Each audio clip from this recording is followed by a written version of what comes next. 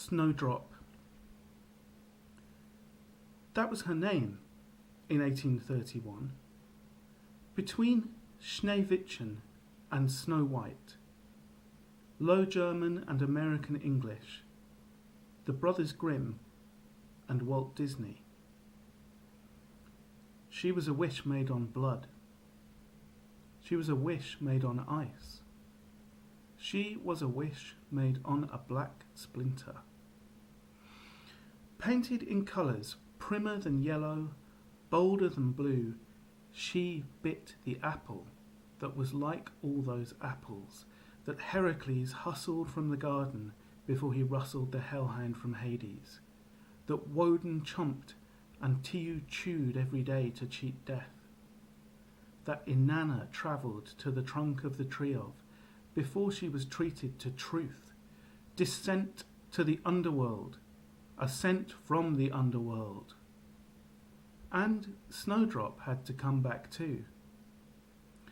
While her body lay in its glass coffin, white as Mary's lamb, she went below like a bulb.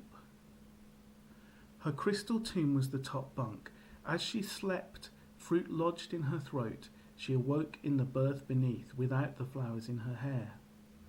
There she closed her eyes again, to open them in the third bunk down, minus her silk brocaded gown. Down she went, bed by bed, stripped of her shoes and the hair on her head.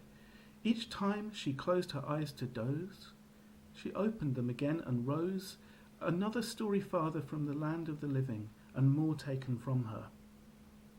For all that, bald and unadorned, any mirror in the land would tell you she was still the fairest yet. Until the sixth below, that was where her looks were taken. When she closed her eyes in that penultimate cot, she awoke in the one beneath without them. There at last she dreamed the true dream of death, walking on white carpets of her namesake bloom to her mother, who pointed up at cracks of light now pouring down from the January sun, as her body took another breath.